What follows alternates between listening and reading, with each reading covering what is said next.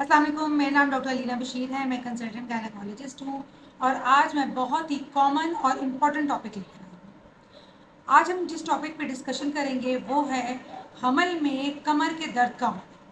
मेरे पास ओपीडी में जितने भी पेशेंट्स आते हैं उनमें से 90 to 95% पेशेंट्स यही कंप्लेंट होती है कि डॉक्टर साहब हमारी कमर में दर्द होता है।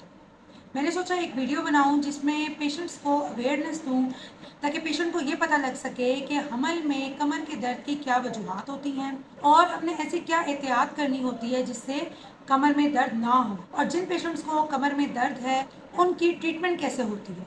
आज की वीडियो में हम यही डिस्कस करेंगे। वीडियो को प्लीज़ एंड तक देखें ताकि आपको इन सब क्वेश्चंस के आंसर्स मिल जाए। हमल में कमर का दर्द होना बहुत कॉमन है। इसकी मुख्तलिफ वजूहत होती हैं।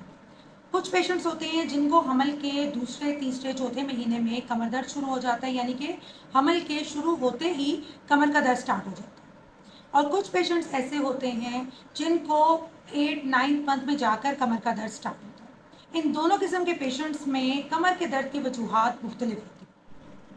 कुछ ऐसे पेशेंट्स होते हैं जिनको प्रेगनेंसी स्टार्ट होते ही कमर में दर्द शुरू हो जाता है। उसकी सबसे बड़ी वजह ये होती है कि पेशेंट्स की डाइट अच्छी नहीं होती है। पेशेंट्स हेल्दी डाइट नहीं ले रहे होते, कैल्शियम और विटामिन डी का इंटेक नहीं होता। इसके अलावा पेशेंट का लाइफस्टाइल ऐसा होता है कि उनकी लाइफ में कोई एक्टिविटी नहीं होती, एक्सरसाइज नहीं कर रहे होते। ऐसे पेशेंट्स की जब प्रेगनेंसी स्टार्ट होती है तो शुरू के चंद महीनों में उनको कमर का दर्द शुरू हो जाता है। कुछ पेशेंट्स ऐसे होते हैं जिनको 7, 8, 9 मंथ में जाकर कमर दर्द स्टार्ट हो जाता है। उसकी रीज़न ये होती है कि पेशेंट का वेट गेन बहुत ज़्यादा हो जाता है और पेशेंट ये समझता है कि चूंकि अब वो हामला है तो अब वो हर किस्म का खाना खा सकता है। हालांकि ऐसा नहीं है। पेशेंट को चाहिए कि हेल्दी डाइट ले, ऐसी चीज़ें ले जो ग़िज़ाइयत से भरपूर।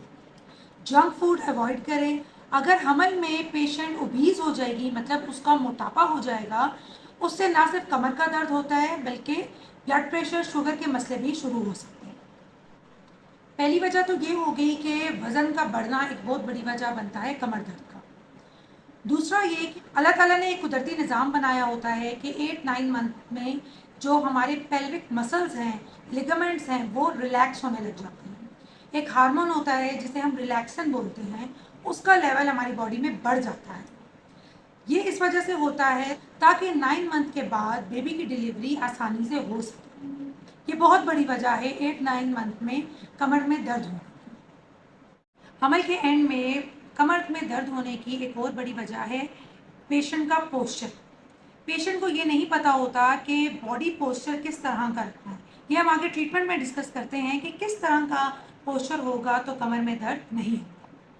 इसके अलावा कमर में दर्द होने की एक बड़ी वजह स्ट्रेस भी है। स्ट्रेस एक ऐसी चीज़ है जिससे हमारे बॉडी मसल्स स्पैज़म में जाते हैं और कमर दर्द स्टार्ट हो जाता है। अब हम ये देखते हैं कि हम ऐसी क्या एहतियात कर सकते हैं कि हमल में कमर का दर्द ना हो।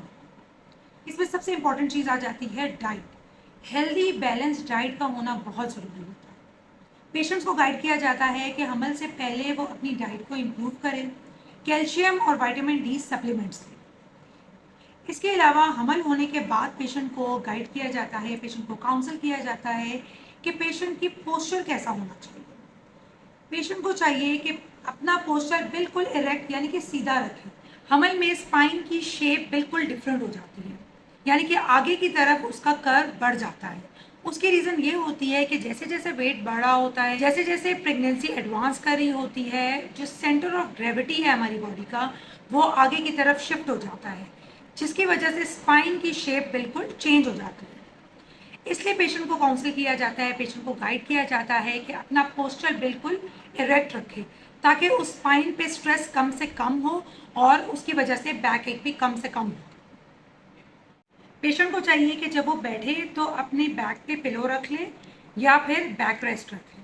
उससे उसकी बैकबोन पे स्ट्रेस कम से कम होगा और कमर दर्द भी कम होगा। कुछ पेशेंट्स ऐसे होते हैं जो लेट कर फ़ौरन एकदम से उठते हैं, जिसकी वजह से उनको बैक पेन स्टार्ट हो जाता है। इसलिए पेशेंट को बताया जाता है कि जब उन्होंने बेड से उठना होता है तो एक तरफ करवट लेकर सबसे पहले अपनी लेग्स को नीचे रखें, उसके बाद उठें। इससे भी कमर दर्द कम से कम होता है।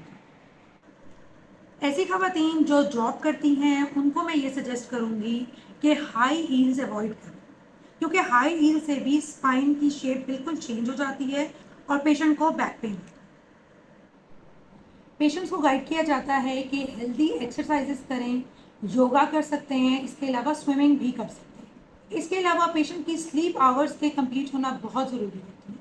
8 to 10 आवर्स की स्लीप बहुत ज़रूरी होती है। इससे स्ट्रेस भी कम होगा, मसल स्पैज़म कम होगा और बैक पेन भी कम से कम होगा।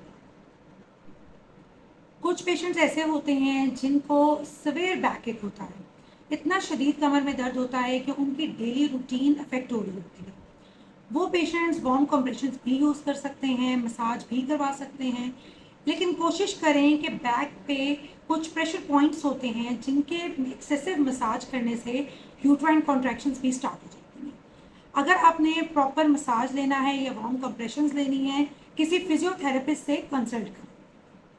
इसके अलावा पेशेंट पेन किलर्स भी ले सकता है, लेकिन पेन किलर्स में paracetamol is the safest option. इसके अलावा कोई पेन किलर प्रेगनेंसी में सेफ नहीं होती, खासकर 32 वीक से पहले, क्योंकि बच्चे में कार्डियक डिफेक्ट्स हो जाते हैं अगर पेशेंट बहुत प्रोलॉन्ग पेन किलर्स लेने लग जाए। तो पेन किलर्स जो हैं वो अवॉइड करने चाहिए एक्सेप्ट पैरासीटामोल। इसके साथ साथ अपनी डाइट को इम्प्रूव करें, कैल्शियम इनटेक लें, वो भी डॉक्टर की प्रिस्क्रिप्शन से लेनी होती हैं। विटामिन डी सप्लीमेंट्स भी ले सकती हैं। आई होप ये वीडियो भी आपके लिए बहुत हेल्पफुल साबित हुई होगी और आपको इन क्वेश्चंस का आंसर भी मिल गया होगा कि प्रेगनेंसी में क्यों बैकएक होती है, उसकी वजूहात क्या होती हैं और इससे हम कैसे बच सकते हैं। अगर ये वीडियो आपको इन्फॉर्मेटिव लगी है तो प्लीज़ इस वीडियो को लाइक करें, सब्सक्राइब करें और अपने तमाम फैमिली फ्रेंड्स के साथ भी शेयर करें ताकि वो भी भरपूर तरीके से फ़ायदा उठा सकें। Thank you.